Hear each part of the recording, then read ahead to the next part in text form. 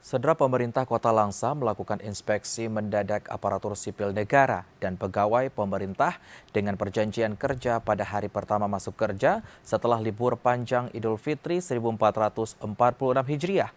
Sidak ini bertujuan menjaga kedisiplinan ASN dan P3K serta menjamin pelayanan publik berjalan normal tanpa kendala. Tim yang dibentuk terdiri dari penjabat Wali Kota Langsa Syahridin, Sekretaris Daerah, Asisten, Staf Ahli, dan Badan Kepegawaian dan Pengembangan Sumber Daya Manusia BKPSDM. Sidak dilakukan di seluruh organisasi perangkat daerah atau OPD untuk memastikan pegawai hadir dan melaksanakan tugasnya sesuai jadwal yang ditetapkan.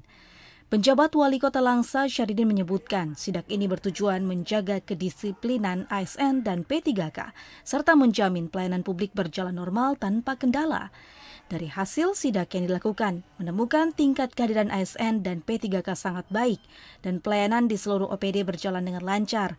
Ia juga mengimbau agar seluruh pegawai mematuhi instruksi Kementerian PAN-RB untuk tidak mengambil cuti tahunan langsung setelah cuti bersama.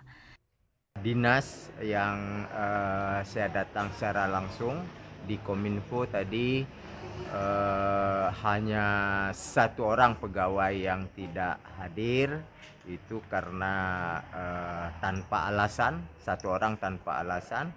Kemudian di Puskesmas Langsa Barat, ini informasi dari KTU-nya bahwa ada satu yang mengambil cuti tahunan yang tidak masuk. Selebihnya menurut KTU-nya hadir semuanya.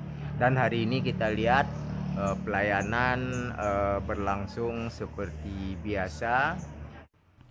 Dengan adanya sidak ini, pemerintah Kota Langsa berharap kedisiplinan pegawai terus terjaga sehingga pelayanan kepada masyarakat dapat berjalan optimal.